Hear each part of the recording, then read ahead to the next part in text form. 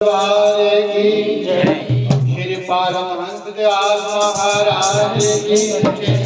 बोल अम्बाला वाले को महाराज की जय। भाई आवाज नहीं निकल रही है। रोटी तो खा के आए हैं सब, फिर आवाज क्यों नहीं निकल रही? आवाज निकलनी चाहिए। और धर्मराज को भी इस बात का पता लग जाए कि हमारे प्रेमचंद जी गुरु महाराज जी का प्रोग्राम सत्संग करा रहे हैं और गुरु महाराज जी अपनी गद्दी पर विराजमान है। धर्मराज को भी पता लगना चाहिए कि गुरु महाराज जी की जय जयकार हो रही है हिमाचल प्रदेश के अंदर। और सतगुरुदेव भगवान की जय, साचे दरबार की जय। बोल अम्बाला वाले महाराज की जय। वाह जी बहुत अच्छे।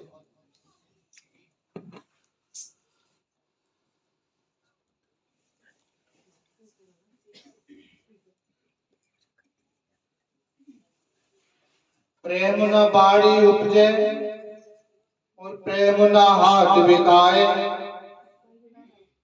ये तो सिर धड़ की बाजी है, राजा रंग कोई भी ले जाए।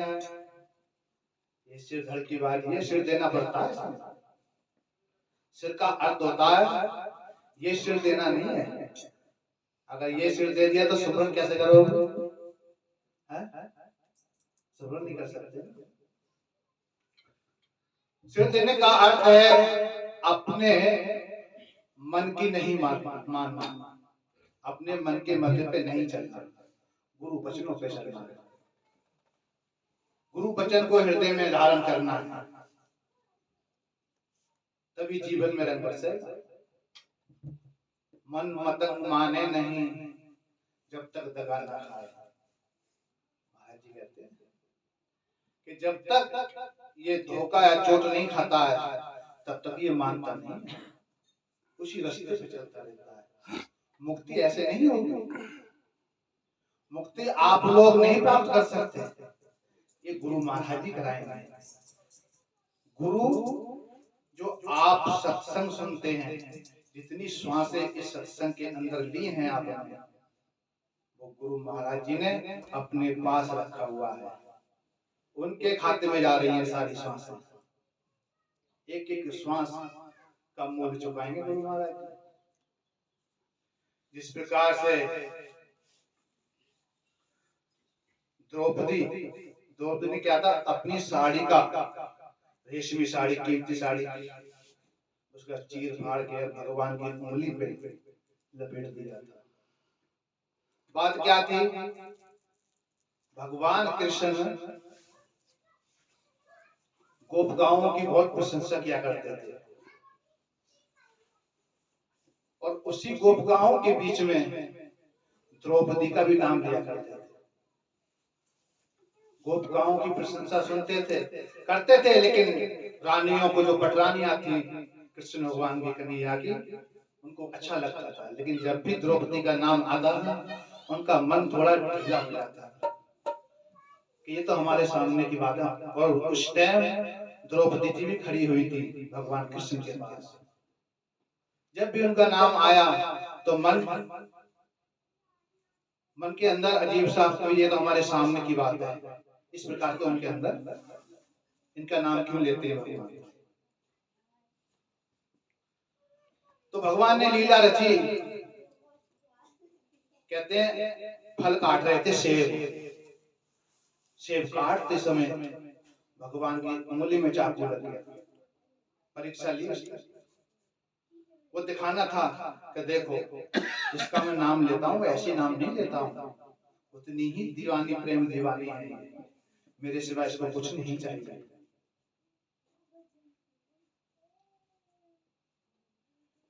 चाकू लग गया, सब रानियां देख के खून ही खून हो गया। इधर उधर ढूंढने लगी कपड़ा बांधने के लिए, कोई तो अपने महलों के लिए भागी, कोई कहीं के लिए भागी, कपड़ा बांधने के लिए, चीर बांधने के लिए। सब रानियां चली गई, चीर लेने के लिए, लेकिन द्रौपदी वहीं खड़ी थी कृष्ण भगवान के पास। प्रेम रस होता है, प्रेम की बात बता रहा हूं। द्रौपदी ने अपनी साड़ी में से, रेशमी साड़ी थी, कीमती साड़ी थी, उसमें से चीर फाड़ा और भगवान की उंगली पर लपेट दिया। जब तक रानियां अपने कक्षों में से, कमरे में से कपड़ा लेने के आई, तब तक चीर बंधा हुआ था कृष्ण भगवान की उंगली। सब देखकर हैरान रहे। तब कृष्ण भगवान ने बताया कि देखो, आपके पास भी साड़ी थी, मैं इसका नाम क्यों लेता हूं? ये भी गोपिकाओं से कम नहीं है, मैं इसलिए इसका नाम लेता हूं।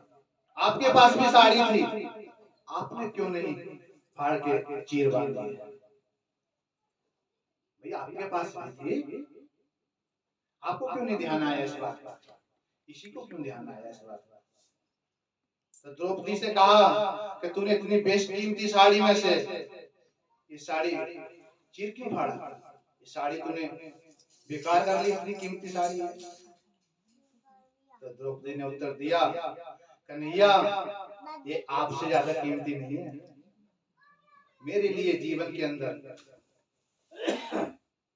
सबसे ज्यादा कीमती आप ही है। तो जीवन के अंदर संसार रहते हैं, ठीक है, परिवार में रहते हैं, पालन पोषण करते हैं, लेकिन महाराज जी के सिवा सबसे ज्यादा महत्व गुरु महाराज जी को ही देना चाहिए, बाकी संसार की चीज को नहीं। तभी प्रेम का पता लगता है। सहजो बाई जी कहती हैं,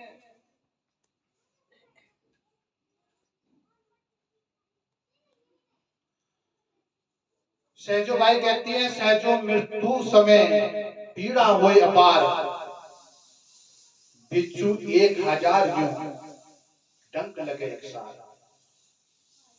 जब हम शरीर छोड़ के जाते हैं, शरीर छोड़ते हैं, उस समय जो मनमुख होते हैं, जिन्होंने गुरु धारणा नहीं किया होता है, उनको इतनी पीड़ा होती है, इतनी पीड़ा होती है कि जिस प्रकार से 1000 बिच्छू एक बार में डंक मार दे तो कितनी पीड़ा होगी। एक बिच्छू काट लेता है तो हम कितने परेशान हो जाते हैं, पूरे घर को सिर पर उठा देते हैं।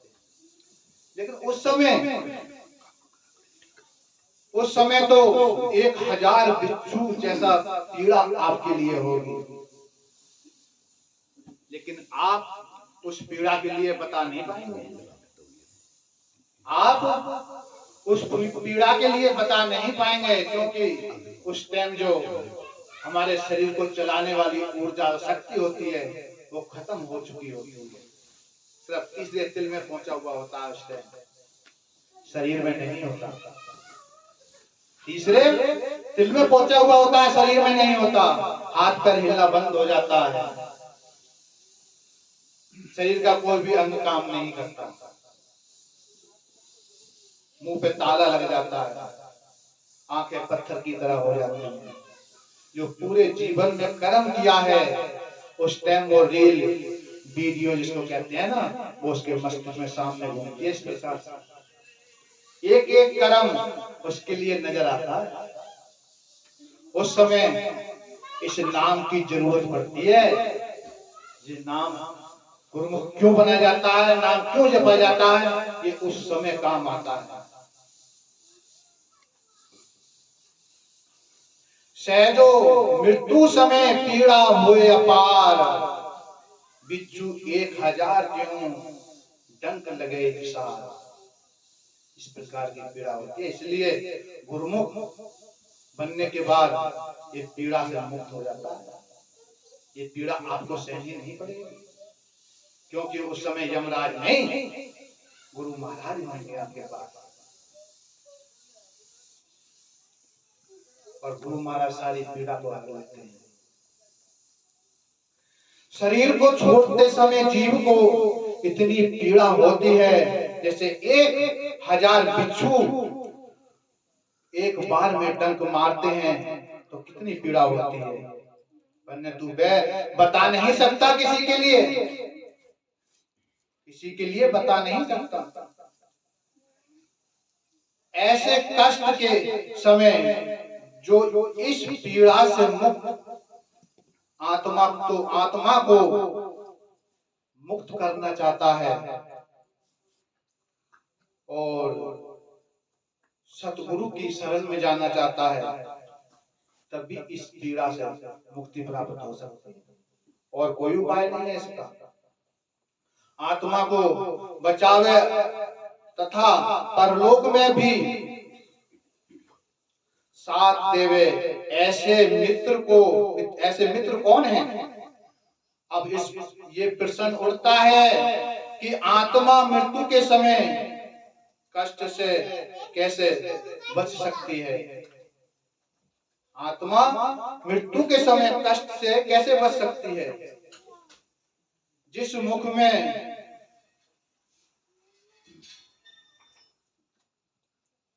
मुख से वे बच्चों को भी उठाकर एक दूसरे स्थान पर ले जाती है, मगर उस मुख में वे दांत नहीं होते जिससे वे चूहा को पकड़ती है। इसी प्रकार मौत एक बिल्ली है और जो पापियों को तो चूहे की भांति पकड़ती है, परंतु भक्तों को अपने बच्चों की भांति पकड़ती है।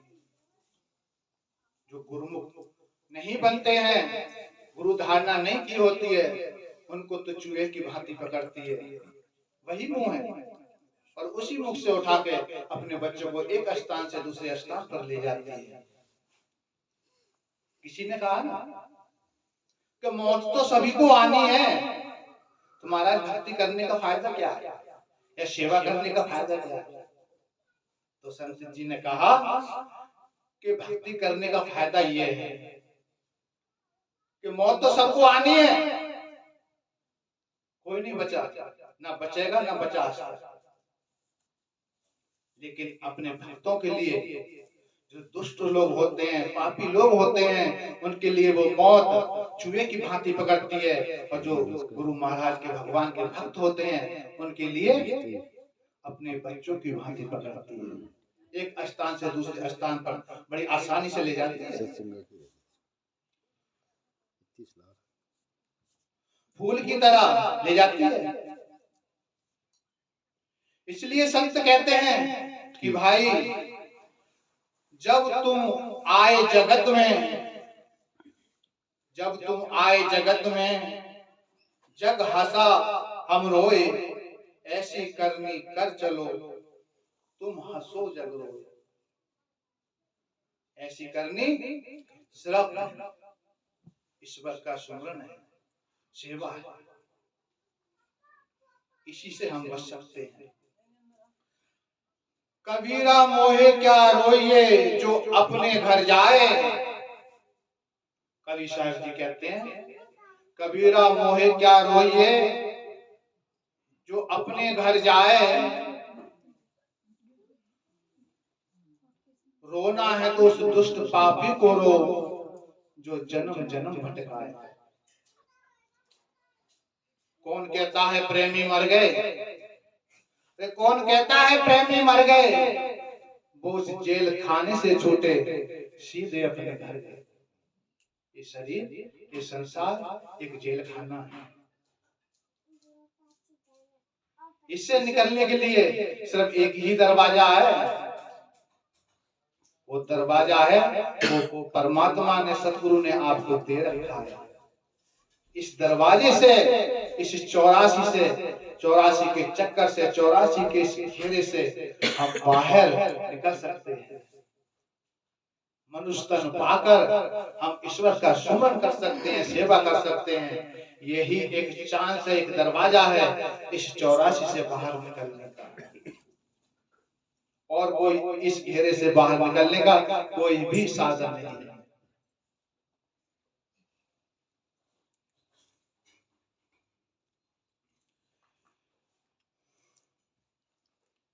जहां प्रेम तहां नेम नहीं। जहां प्रेम होता है, जहां प्रेम तहां नेम नहीं, कहा न सकल विधि व्यापार, प्रेम प्रकट जब हुआ कौन गिने तीर त्योहार। प्रेम जब इस शरीर के अंदर प्रकट होगा, अभी हमारे अंदर प्रेम है लेकिन कभी कभी झटक मारता है, जिससे इस समय आप बैठे हुए हैं। लेकिन हम यहाँ से उठेंगे, अपने घर परिवार में जाएंगे, इस माहौल में पहले थे हम उसी माहौल में पहुंच जाएंगे। गुरु महाराज जी, गुरु जो आप सुमरण करते हैं, भक्ति करते हैं और सिस्टम सत्संग सुन रहे हैं, जितनी भी श्वास हैं गुरु महाराज के खाते में जा रही है। लेकिन ये इस टाइम आपको दिखाई नहीं देंगे, इसका खजाना आपको पता लगता है। मैं सुमरण भी करता हूँ, सत्संग भी करता हूँ, लेकिन कुछ आनंद नहीं आ रहा भजन के अंदर। लेकिन ये आनंद अभी नहीं आएगा। महाराज जी कमाई इकट्ठी कर रहे हैं, आप समृद्धवान हो जाएंगे। कमाई को जिस प्रकार से, जैसे कहीं पड़ा हुआ धन आपके लिए मिल जाए, तो घर के अंदर अगर रंगीन सफेद टीवी है ना, ब्लैक एंड व्हाइट टीवी है, तो रंगीन टीवी आ जाएगी। घर के अंदर साइकिल है तो 4 पहियों की गाड़ी खरीदेगा सीधे। क्यों? तो उसको मिला हुआ धन मिला है, पड़ा हुआ धन मिला है। उसका पराश्रम नहीं है, वो उसकी अहमियत और वैल्यू नहीं जानता है, कैसे कमाया जाता है। इसी प्रकार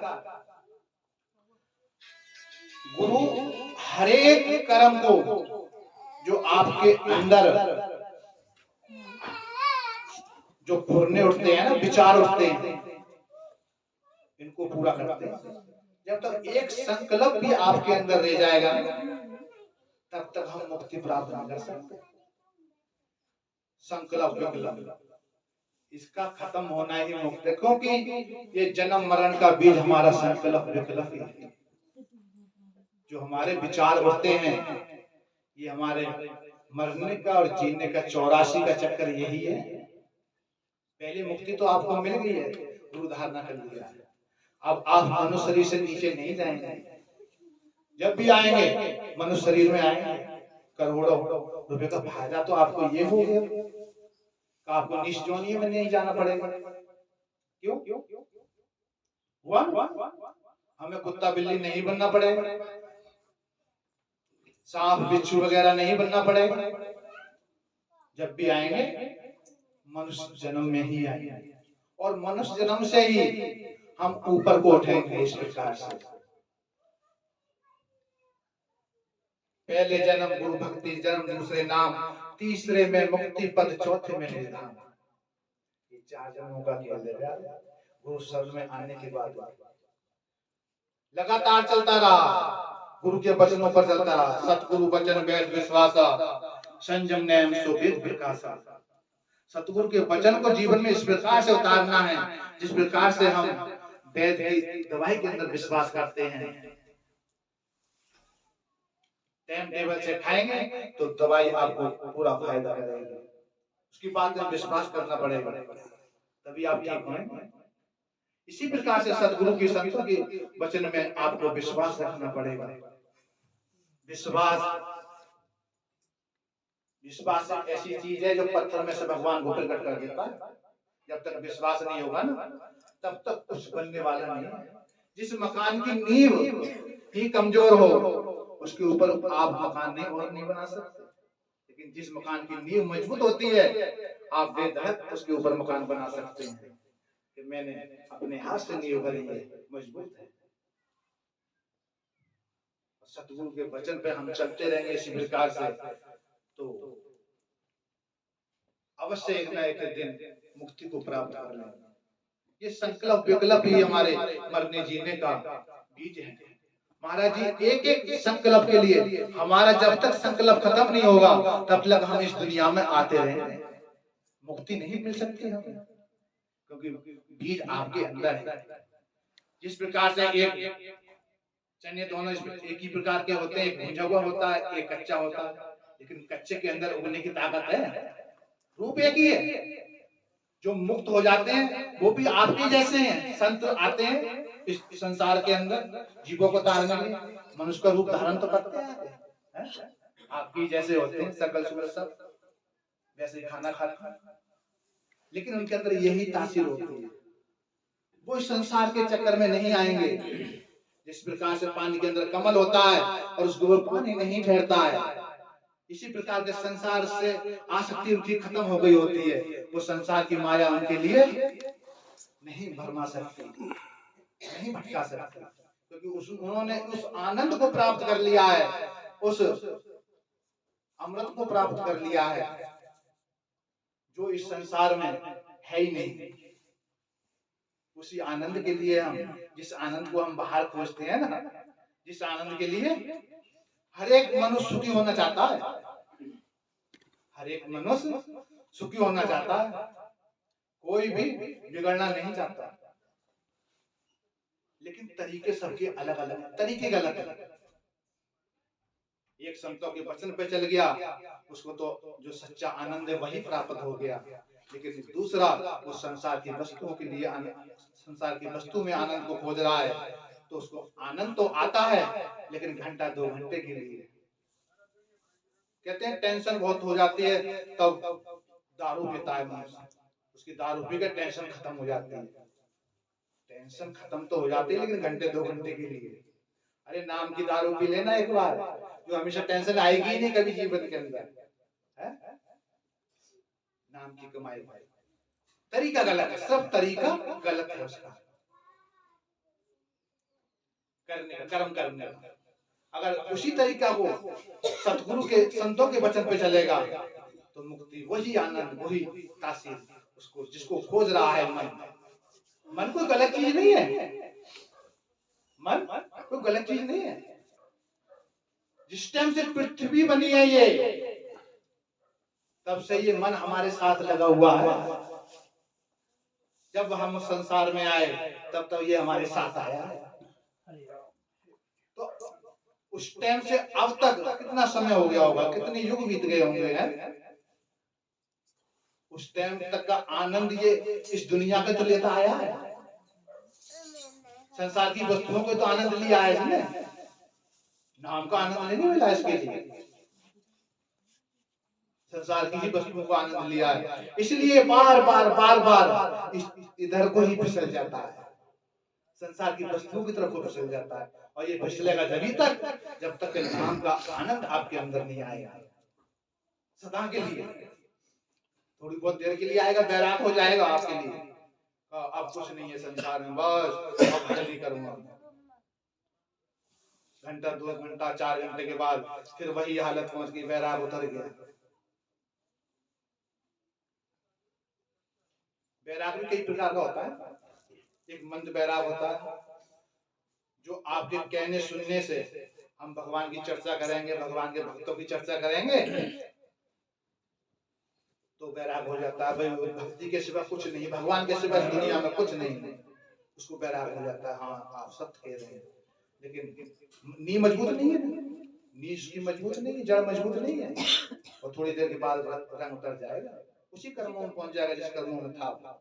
संगत ही गुण आत है, संगत ही गुण जाए, और जो जाकी संगत करे तामे जाए समाए। तो संगत का असर ये भी छोड़ना पड़ेगा एक दिन, क्योंकि संगत से गुण आता भी है और जाता भी है। अगर हम अच्छी संगत कर रहे हैं तो अच्छे गुण आ रहे हैं, अगर हम बुरी संगत करने लगे तो बुरे गुण आने शुरू हो जाएंगे हमारे अंदर। भक्ति इससे भी आगे है, जो भक्ति की स्टार्टिंग है इससे भी आगे आ गया। पाप और कर्म से ऊपर उठ जाइए। पाप और कर्म, जैसे भगवान ने, कृष्ण भगवान ने अर्जुन को ज्ञान दिया, उन्होंने कहा महाराज जिनकी गोद में पला बड़ा हूं उन्हीं का संहार करना पड़ेगा, उन्हीं को मारना पड़ेगा, ऐसा राज मुझे नहीं चाहिए। तो भगवान ने कहा तू अपना कर्म कर, तू पाप पुण्य की चिंता कर क्यों रहा है, जो मैं कहूं उसको कर, तू पाप और पुण्य से दोनों से बच जाएगा। पाप पुण्य मुझे लगेगा, तू मेरे कहने से कर रहा है। गीता ज्ञान सुनाया अर्जुन के लिए, बैराग हो गया, कहा महाराज बोलिए क्या करना है, क्या उठा धनुष कर संहार, और ये भी चेतावनी दे दी थी कि जो मैं कहूं वही करना,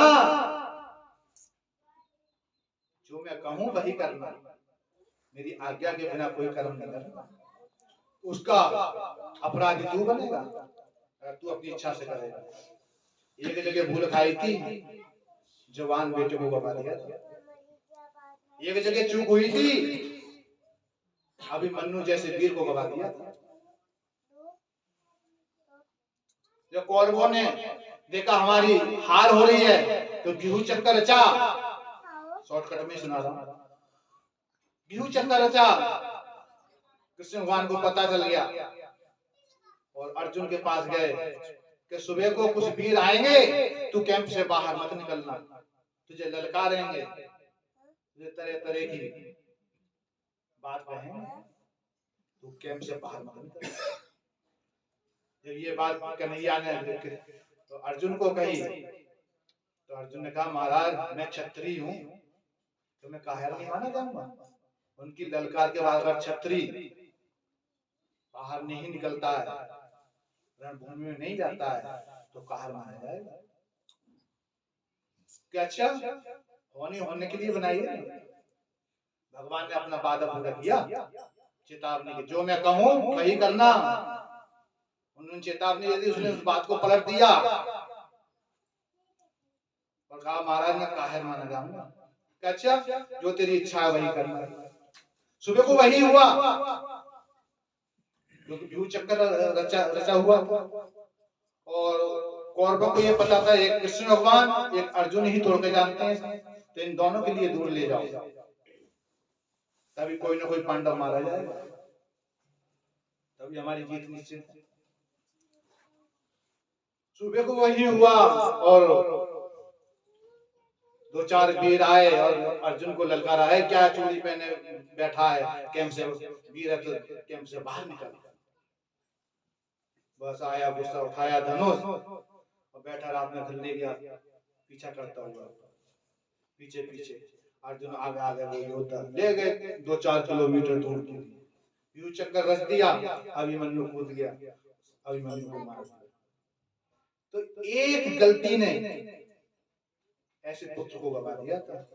हमारे पास भी गलतियां होती हैं, अभी हम बच्चे हैं, जितने भी आप लोग हैं ना गुरु महाराज के अनजान नादान बच्चे हैं, आप जो भी गलतियां करेंगे गुरु महाराज के सामने जाके इस प्रकार से क्षमा याचना करना, वो आपको माफ कर देंगे। उन्हें पता है ना, पिता को पता होता है, माता पिता को पता होता है कि मेरी संतान अभी अनजान है इस कर्म से, इसलिए ऐसा कर्म कर रही है। जिस दिन उसको ज्ञान हो जाएगा ना इस कर्म का, ऐसा कर्म नहीं करेगा। इसलिए गुरु महाराज जी हमेशा दयालु हैं, वो क्षमा करते रहते हैं, क्षमा करते रहते हैं। अगर वो क्षमा नहीं करेंगे तो करेगा कौन? वही करेंगे और कोई नहीं कर सकता।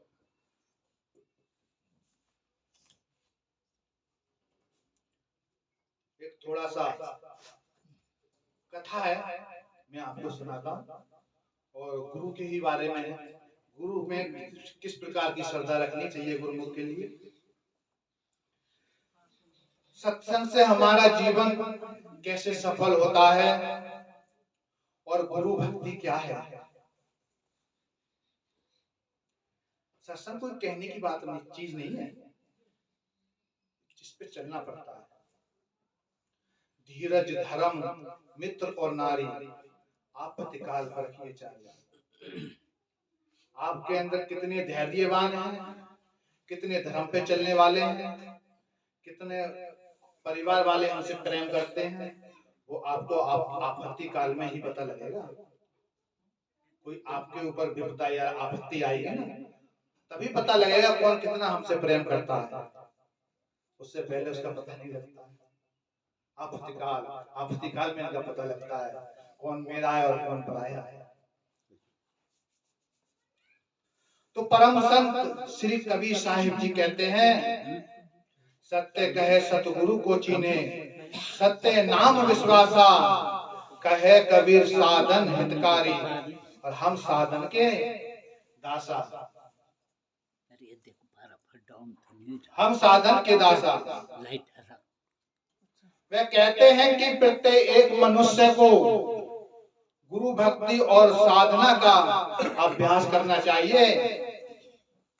इस सत्य की प्राप्ति से सब अवरोध समाप्त हो जाते हैं। जो सुख राम भजन में सो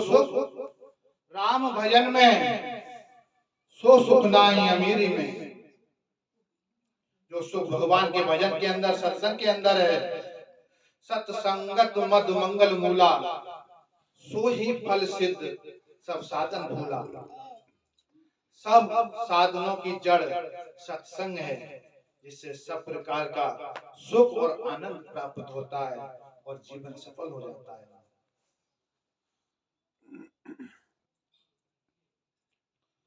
जो सुख अमीरी में, सुख का अर्थ आधार धन संपत्ति नहीं है। इसका अभाव में भी मानव सुख और शांति का जीवन जी सकता है।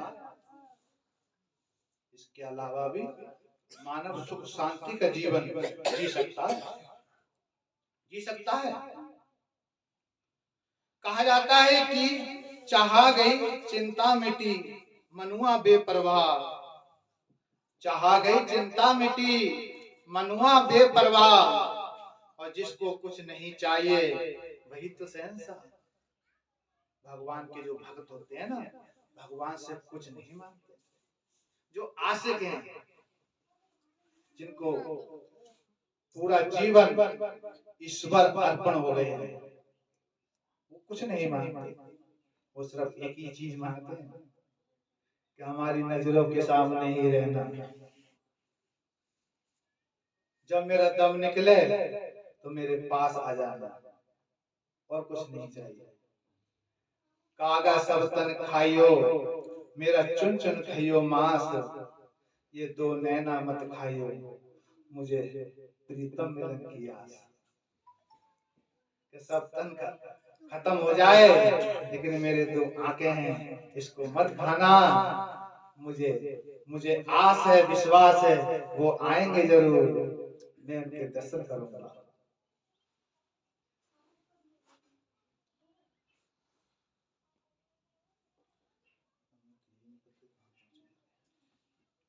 मैं उनके दर्शन करूंगा।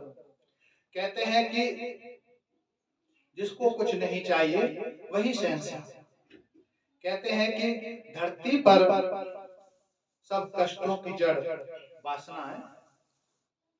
इस धरती पर सब कष्टों की जड़, दुखों की जड़ ये वासना है।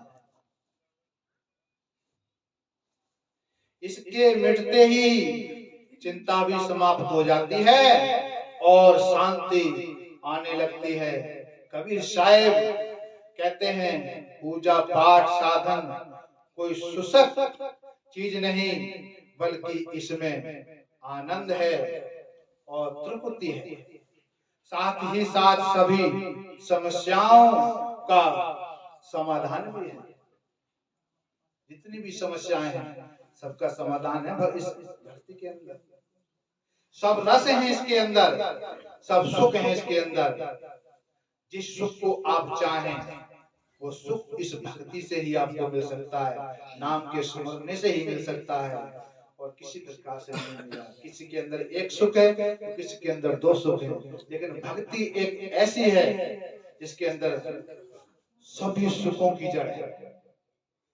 कबीर साहब ने किया कहा है भजन के अंदर, गुरु ने मोहे दीनी अजब जड़ी, सो जड़ी मोहे प्यारी लागे, अमृत रस की भरी, गुरु ने मोहे दीनी अजब जड़ी। 5 नाग 25 है नागिन, सूंघत तुरत मरी, जा तारे ने सब जग खायो, सतगुरु देख डरी, गुरु ने मोहे दीनी अजब जड़ी। साधन है, इसलिए इनको जीवन में से सर्वोपर स्थान देना चाहिए।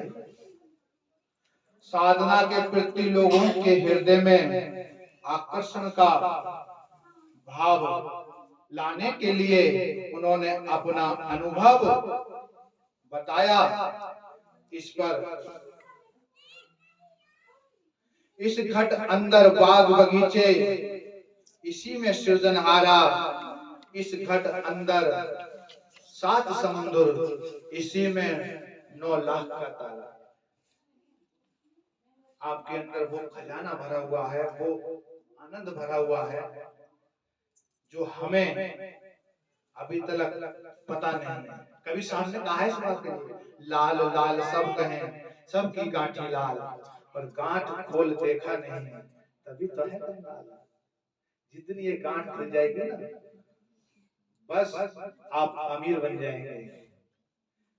बाहर की संपत्ति चाहे आपके पास ना हो, लेकिन अंदर की संपत्ति से आप आनंदित होंगे, भरे हुए होंगे जब जिस दिन ये गांठ खोलेगी। लेकिन ये गांठ, इसका खोलने का रास्ता सिर्फ यही है, नाम का गुरु की शरण, गुरु की प्राप्ति। आप मुक्ति के द्वार पे आ गए हैं। आप ये मुक्ति का द्वार, जो शरीर है मुक्ति का द्वार है। अगर इसके अंदर चले गए तो मुक्त, जन्म मरण से मुक्ति प्राप्त हो गई। और अगर बाहर रह गए तो 84 में चले गए, 84 के चक्कर में चले गए।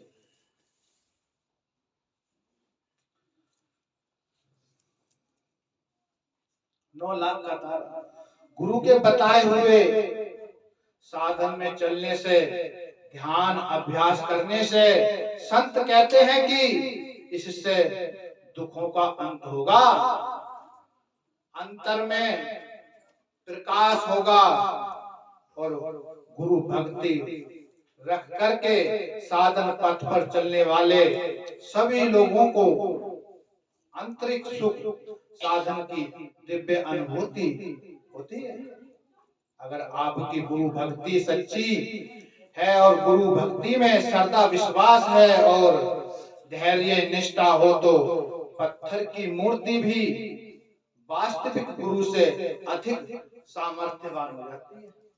जो गुरु आपके सामने सही रूप में बैठा है ना, श्रद्धा और विश्वास हो, तो जो गुरु आपके सामने, आंखों के सामने बैठा है, आपसे बात करता है, आपसे हर गलतियों पर डांटता है और रास्ता बताता है, उस गुरु से भी सामर्थ्यवान बन जाते हैं एक पत्थर की मूर्ति पूजने वाले। मैं नहीं कह रहा हूं, ये इतिहास गवाह है।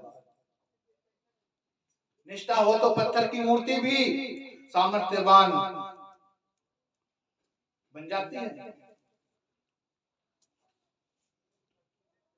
सामर्थ्यवान हो जाती है। महाभारत में एक प्रसंग आता है कि एक बार गुरु द्रोणाचार्य अपने शिष्यों के साथ जंगल में भ्रमण करने गए थे। अपने शिष्यों के साथ जंगल में भ्रमण करने गए थे। भ्रमण करते करते उनके साथ आया हुआ एक कुत्ता जंगल में रास्ता भटकने के कारण वह वहां पहुंच गया जहां एक काला सा भील बालक एकलव्य धनुष विद्या का अभ्यास कर रहा था। कुत्ते ने अजनबी बालक को देखकर उस पर भौंकने लगा और अपने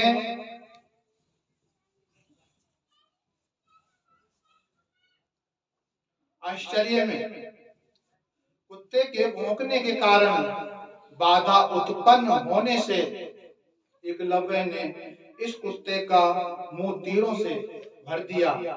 वह कुत्ता तेजी से गुरु द्रोणाचार्य और उनके शिष्यों के पास आ पहुंचा। कुत्ते की ऐसी हालत देखकर सभी हंसने लगे, लेकिन अर्जुन यह देख रहा था कि किस तरह बड़ी चतुराई से कुत्ते का केवल मुंह भरा गया है बिना उसे चोट पहुंचाए। जब अर्जुन ने यह बात गुरु द्रोणाचार्य से कही तो वह उस कुशल धनुधर से मिलने को उत्सुक हो उठे। जब एकलव्य को ढूंढते ढूंढते वह मंडली उसकी कुटिया पर पहुंची तो गुरु द्रोणाचार्य ने अपनी प्रतिमा वहां देखी तो उन्हें बड़ा आश्चर्य हुआ। एकलव्य ने अपने गुरु को आया हुआ देखकर वह दौड़ता हुआ उनके चरणों में गिर पड़ा। सभी को कुटिया में ले जाकर के जल पान कराया।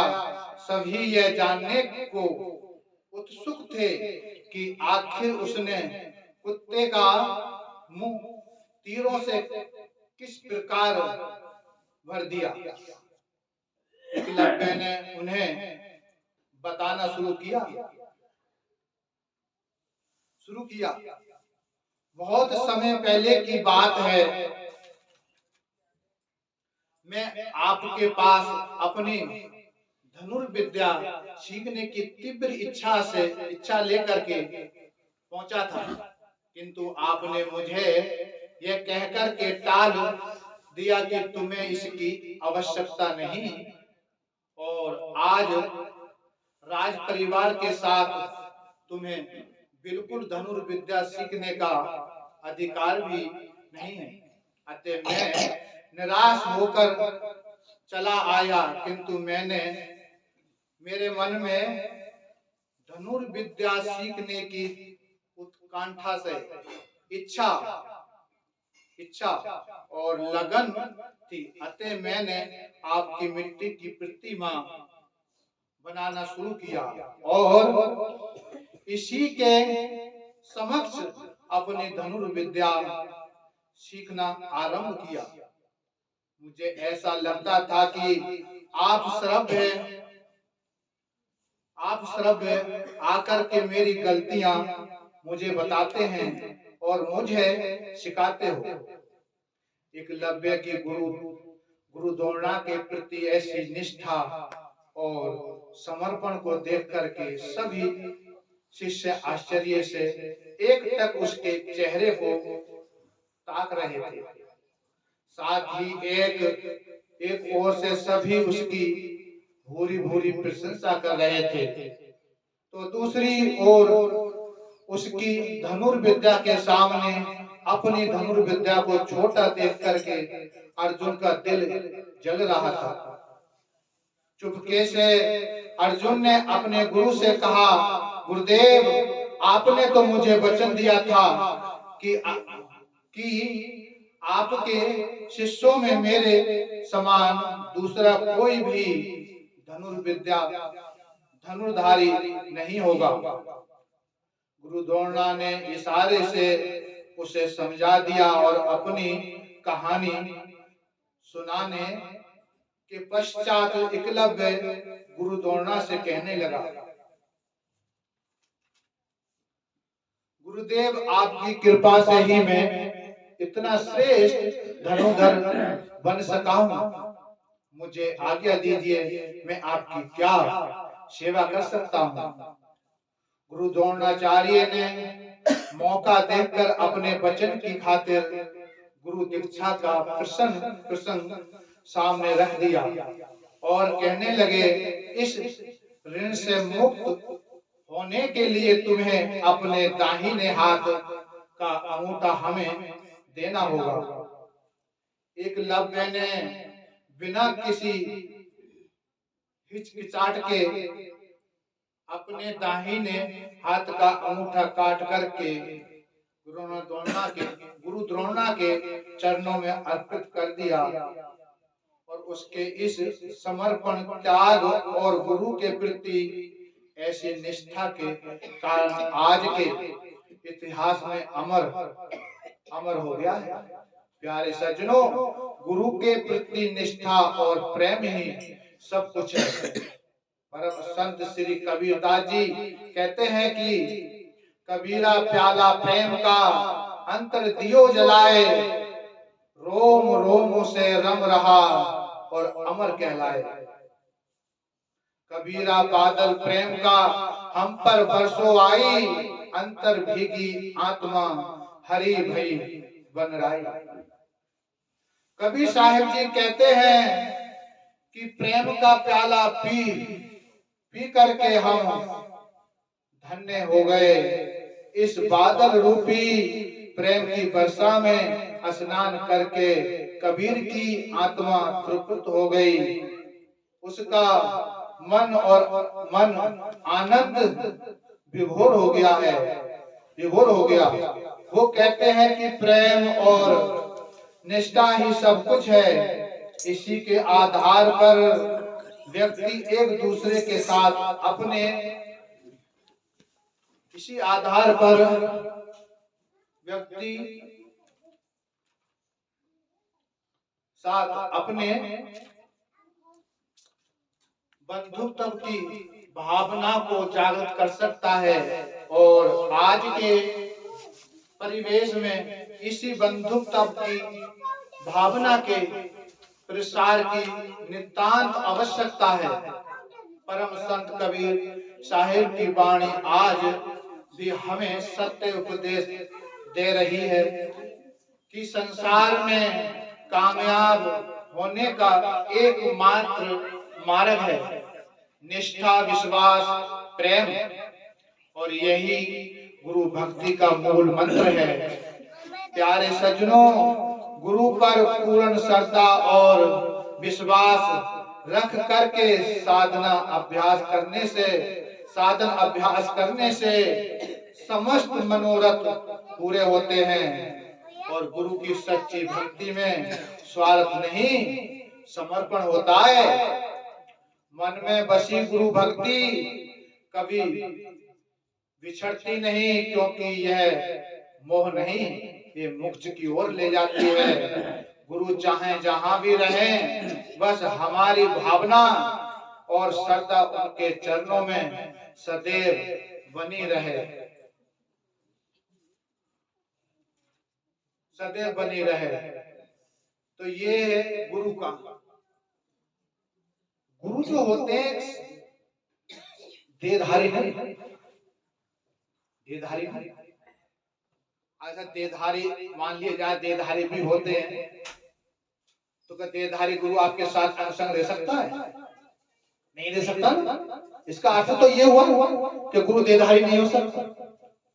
गुरु महिमा के अंदर लिखा हुआ शब्द गुरु शुद्ध चेत।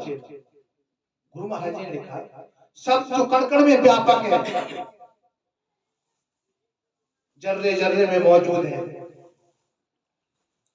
जो आपके अंदर बोल रहा है, यही गुरु है। यही इसको गुरु कहते हैं, जो आपके अंतर की जानता है, इसको गुरु कहते हैं। हाँ, जिसने साक्षात्कार कर लिया हो, उसके अंदर वही शक्ति विद्यमान हो जाती है जो पूरी सृष्टि को चलाने वाली है। वो शक्ति उसके अंदर आ जाती है, वो गुरु के नाम योग्य है। सतगुरु महाराज जी ने नगली निवासी भगवान जी ने भी कहा इस बात के लिए, मेरे बाद कोई गुरु बन के मत बैठ जाना। आखिर कितने योग्य साधु थे, संत थे गुरु महाराज जी के, उनका ही रूप थे, जिनको महाराज जी हीरा बोलते थे, ये मेरा हीरा है। जिनको महाराज जी निज आत्मा बोलते थे कि ये मेरी निज आत्मा है। ऐसे ऐसे संत थे, पारदर्शी थे, आपके मन की बात को जानने वाले। हमारे गुरु महाराज जी थे अंबाले वाले। आपके अंदर की पहले आप जब आप उनके पास जाते थे तो वो उसी टाइम क्या बोलते हैं उसको, जो एक्सरा कर लेते हैं, वो तुरंत अपनी नजरें डाल देते और एक्सरा कर लेते थे, सारा हाल बता देते, तो कहां से आया है, क्या खाया है, सब कुछ बता देते। तो सबसे पहले जो मशीन आई है तो हमारे गुरु महाराज संतों के पास ही आई है। ये वैज्ञानिक तो बाद में आए, उनके पास तो बाद में पहुंची है मशीन, उसी के आधार पर ये जो मशीन बनाएगी है? तो गुरु तो हमारे अंदर की जानता है, और गुरु आवागमन से बाहर होता है। हम लोग साधु महात्मा गुरु नहीं हो सकते, गुरु नहीं हो सकते। गुरु वो हमेशा वो ही ना, हम तो उनकी नौकरी कर रहे हैं, हम उनकी नौकरी कर रहे हैं। मालिक वो है कंपनी के, हम वर्कर हैं उसके। जो इस दुकान पे आएगा उसको सौदा दिया जाएगा। यहाँ पे सौदा सिर्फ वही मिलता है, नाम का सौदा। हट खुल गई सतगुरु वाली, सौदा लेन नसीब वाली। हट तो खुली हुई है, सभी के लिए खुली हुई है, किसी को इनकार नहीं है वहां जाने के लिए। लेकिन वहां वो कह रहे हैं नसीब वाले ही पहुंचेंगे जिनको वो बुलाएंगे।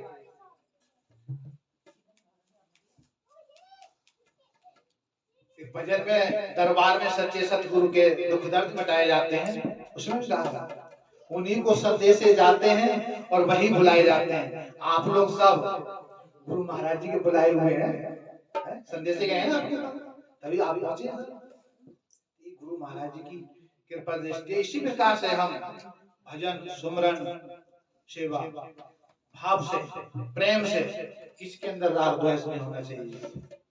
पहले हम अपने बाहरिक जो हमारा व्यवहार है उसके लिए सुधारना बहुत जरूरी है, क्योंकि जो हमारा व्यवहार ही सुधरेगा तभी हम परमार्थ की को जान सकते हैं।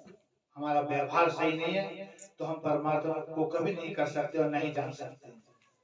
पहले हमें सुधरना पड़ेगा, पहले हमें ठीक होना पड़ेगा, बाकी सब ठीक है। कभी सामने कहा है बुरे को ढूंढन में चला पुराना मिलिया मोर, और जे दिल खोजा अपना तो मुझसे बुरा ना कोई, तो मुझसे बुरा कोई नहीं है। अगर मैं ठीक हो गया पूरा संसार ठीक हो जाएगा। जो गलत दिखता है वो हमारे अंदर ही गलतियां होती हैं। जिस दिन हमारी दृष्टि से ये दूरी का पर्दा हट जाएगा, अद्वैत में पहुंच जाएंगे, तो आपके अंदर गलती नहीं दिखेगी, किसी के अंदर गलती नहीं दिखेगा। जो भी गलती देखेगा वो अपने अंदर देखेगा, अपने अंदर झांक के देखेगा। जिसने अपने अंदर को झांक लिया तो दूसरे के अंदर गलती नहीं ढूंढेगा, और जिसने अपने अंदर नहीं झांकता है ना, वही दूसरे के अंदर गलतियां ढूंढेगा। पक्का प्रूफ है, जो अपने अंदर जिसने देख लिया वो बाहर नहीं देखता। जो आनंद इसने पा लिया वो संसार की वस्तुओं में आनंद नहीं ढूंढता। जो शांति नाम के अंदर उसने पा ली, अपने अंदर पा ली है, वो बाहर शांति खोजने कहीं नहीं जाएगा। 68 तीर्थ गुरु चरण ऐसे नहीं बताएगा। 68 तीर्थों का फल आपको यहीं बैठे बैठे मिलेगा। गुरु महाराज जी के ध्यान सुमरन से, उनके दर्शन से कहीं जाने की जरूरत नहीं। पूरी संसार के अंदर 68 तीर्थ ही हैं। अगर शरीर रूप से जाएंगे एक एक तीर्थ में कितना टाइम लगेगा, कितना पैसा खर्च होगा हमारा है। लेकिन गुरु महाराज ने कितना शॉर्टकट कर दिया कि तू सिर्फ मेरे पास तक ही आ जा, मैं तुझे 68 तीर्थों का फल दूंगा।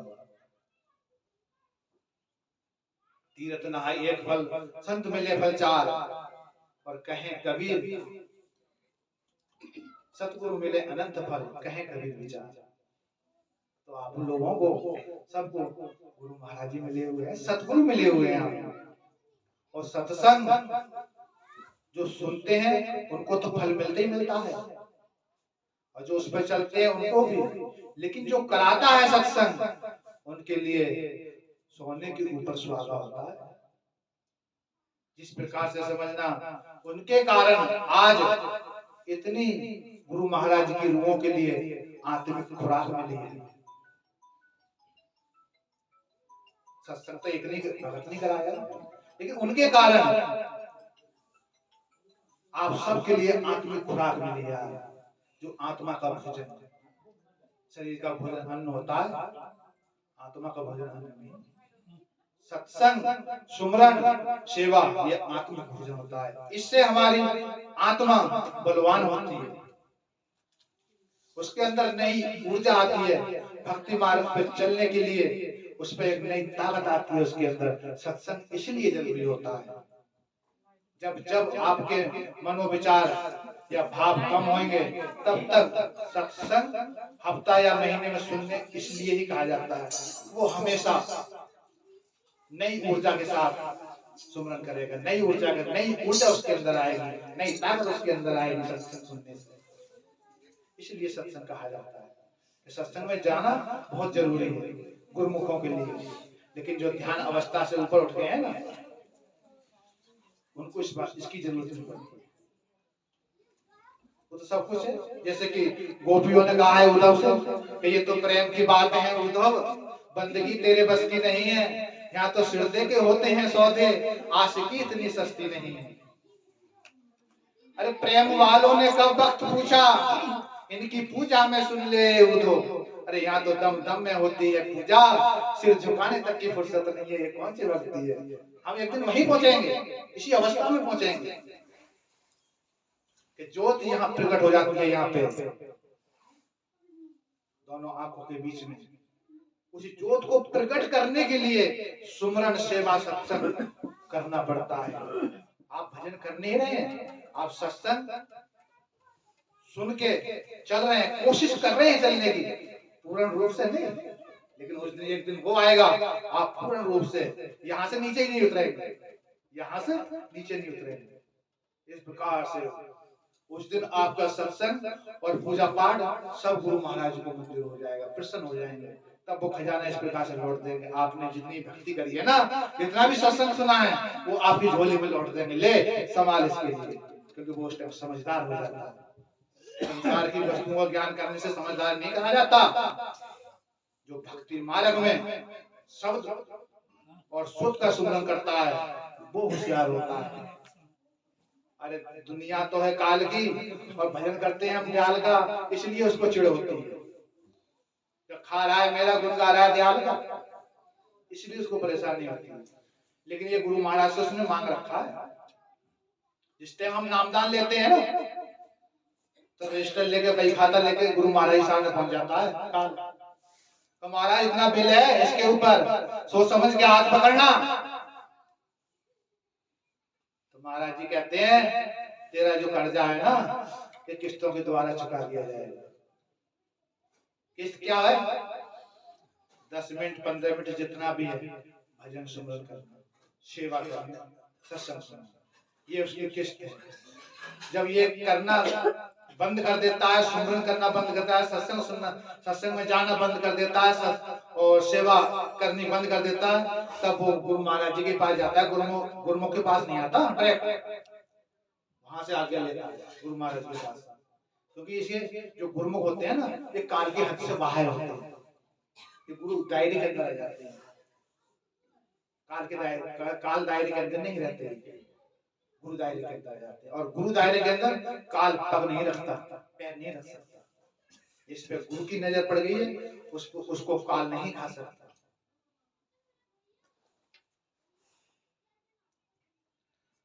तो एक घड़ी आधी घड़ी, आदि से बुनियाद, तुलसी संगत साधकी, काटे करोड़ों अपराध।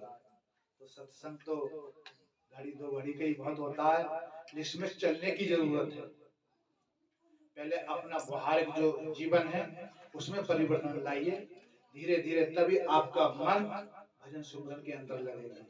बाहर की चीजों में, संसार में कम ध्यान दीजिए। भजन के टाइम पे भजन, भोजन के टाइम पे भोजन, और संसार की काम के जो अपना व्यवहार है उसके अंदर उस समय उसमें ध्यान देना चाहिए, क्योंकि वो भी जरूरी है। वो बच्चे तो गुरु महाराज जी के जो बीज डाला है और जो पौधे उगे हैं और उसमें फल आए हैं, उसको कौन सिंचेगा?